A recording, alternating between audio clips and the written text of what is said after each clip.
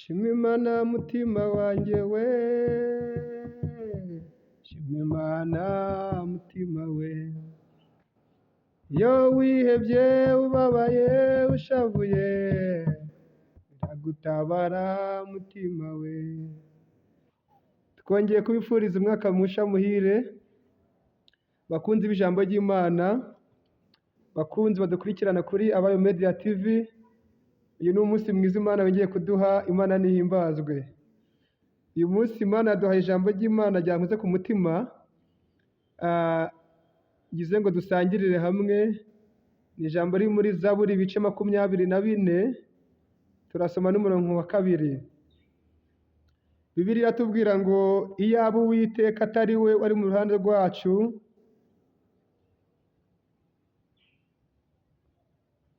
ubwo abantu baduhagurukiraga baba baratumize bunguri turi bazima, ubwo umujinya wabo wacanwaga kuri twe, amazi aba yaraturengereye rwose, isuri iba yaratembye ku bugingo bwacu, amazi yihindurije aba yaratembye ku bugingo bwacu.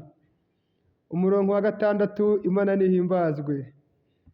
Uravuga ngo Uwiteka ahimbazwe. Nawe urakwiye kuvuga ngo Uwiteka nahimbazwe. Ushubije amaso inyuma, Uwiteka ntakwiye guhimbazwa? Ntiyakoze ibikomeye? Uwiteka nahimbazwe rero. Utaradutanze kuba nk'umuhigo w'amenyo yabo, ubugingo bwacu bukize nk'uko inyoni iva mu kigoyi cy'abagoyi. Ikigoyi kiracitse natwe tuvamo turakira. Imana nihimbazwe. Gutabarwa kwacu kubonerwa mu izina ry'Uwiteka waremye ijuru n'isi. Imana nihimbazwe. Umuririmbyi yaravuze ngo amazina yose yo mu isi aribagirana, ariko izina rya Yesu rizahora ryogeye. Imana nihimbazwe. Iri ni ijambo rikomeye ritwibutsa, ridusaba gusubiza amaso inyuma, tukibuka, tugaha agaciro ibyo Imana yakoze. Imana nihimbazwe.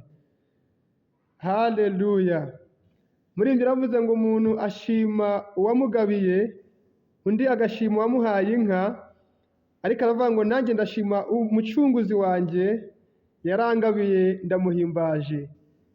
Uyu mwanditsi yaravuze ngo iyaba Uwiteka atari we wari mu ruhande rwacu. Cya gihe byari bikomeye, cya gihe wabuze uwakurenganura, wabuze uwakuvugira, wabuze uwagutambutsa, iyaba Uwiteka atari we wari mu ruhande rwawe, ubwo cya gihe abanzi baguhagurukiraga baba barakumize bunguri, ahawe ntihaba hacibukwa. Ariko muri uyu mwanditsi yavuze ngo Uwiteka ahimbazwe, utaradutanze, utaraturetse, utaraduhaye amaboko y'abanzi ngo batwishime hejuru. Imana nihimbazwe. Aravuga ngo gutabarwa kwacu, Imana nihimbazwe, kwabonetse mu izina ry'Uwiteka. Twatsinze kubera Uwiteka. Uwiteka niwe watuvugiye cya gihe, Uwiteka niwe wahabaye cya gihe wari urwaye, cya gihe wari ubuze akazi, Imana ikagutambutsa, cya gihe kandidatire yawe yari yakuwemo, izina ry'Uwiteka niyo ryayisubijemo. Imana nihimbazwe. Amazi aba yaraturengereye, isuri yewe uba warapfuye nk'abandi bose, indwara ziba zarakwishe, ibyorezo byarabaye, wowe ntacyo wabaye, abandi babigendeyemo. Ariko ntihashime Uwiteka utaremeye kukureka, utaremeye kuguhara, akakomeza akagufata mu biganza bye. Uwiteka nahimbazwe. Gutabarwa kwacu, nshuti bavandimwe, kubonerwa mu izina ry'Uwiteka waremye ijuru n'isi, umucunguzi w'ijuru n'isi, umucunguzi wacu. Imana nihimbazwe.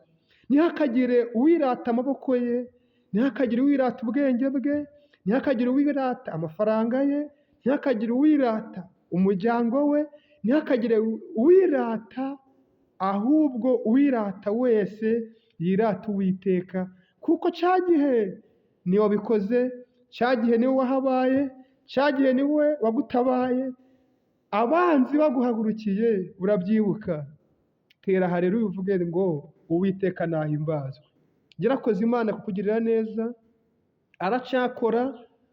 Komeza wigirire icyizere, komeza wigirire akanyamuneza, ntihagire ikiguca intege. Bugiye yakoze bya bindi, yadukoreye bya bindi, iyaturokoye rwa rupfu rukomeye, haleluya, iyadukijije mu nyanja, iyatukuye hahandi cya gikururuka cyakugiye ku maboko, abantu bakwitegeye, abantu bakureba, abantu bavuze ngo uraba uwande. Cya gihe abantu babonaga incira igufashe ku kuboko, baravuze ngo urapfa, baravuze ngo tumurebe, baravuze ngo araba uwande, baravuze ngo arajya hehe, ariko babwire ngo ijuru riratabaye. Haleluya, haleluya. Iyakoze biriya izakora n'ibindi. Komeza wigirire icyizere, iracyahari.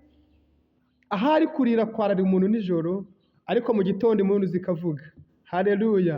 Iracyafite amaboko, iyaremye amaboko irayafite, iyaremye amaso irayafite, iyaremye imbaraga irazifite. Igirire icyizere.